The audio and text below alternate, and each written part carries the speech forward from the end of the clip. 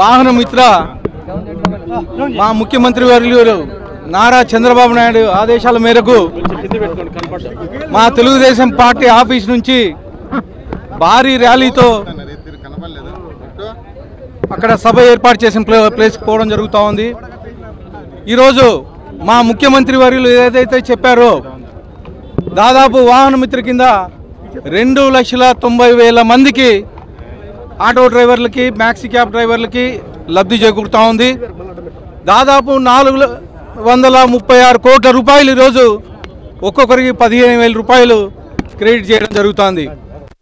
మా ముఖ్యమంత్రి వర్యులు ఏదైతే చేస్తారో అదే చెప్తారు, ఏదైతే చెప్తారో అదే చేస్తున్నారు. గత 5 ఏళ్లలో 11 లక్షల కోట్ల అప్పులు చేసి గత ప్రభుత్వం ప్రజలు పొట్టను కొడితే ఈరోజు మా ముఖ్యమంత్రి వర్యులు కేవలం 15 నెలల కాలంలోనే ఈ వ్యవస్థను ఒక గాడిలో పెట్టి ఆర్థిక ఇబ్బందులు ఎన్ని ఉన్నా కానీ ప్రజలు బాగుండాలా, ఆటో డ్రైవర్లు బాగుండాలని చెప్పేసి ఈరోజు 15,000 రూపాయలు క్రెడిట్ చేయడం జరిగింది. నెల ఏదైతే సూపర్ 6లో భాగంగా మేము ఏదైతే చెప్పామో 2 నెలల కిందట స్కూల్స్ ఓపెన్ అయితేనే తల్లికి వందనం చేశాం. దాదాపు 67 లక్షల మందికి 10,000 కోట్ల రూపాయలు ఇంటింటికి ఎంతమంది పిల్లలు ఉంటే అంతమంది పిల్లలకి వేసాం. అలాగే డిఐసి పోయిన నెలలోనే దాదాపు 16,347 ఉద్యోగాలు కల్పించి వాళ్ళకి అపాయింట్మెంట్ లెటర్స్ కానీ ఇవ్వడం జరిగింది. ముఖ్యంగా మన అనంతపురం జిల్లాలో అనంతపురం అర్బన్కి ఈరోజు దాదాపు 1,500 మంది ఆటో డ్రైవర్లకు లబ్ధి చేకూరుతూ ఉంది. ఒక్కసారే కాదు, సంవత్సరము 15,000 రూపాయలు ఈ ఆటో డ్రైవర్లకు చెల్లించడం జరుగుతుందని చెప్పి తెలియజేస్తున్నాను.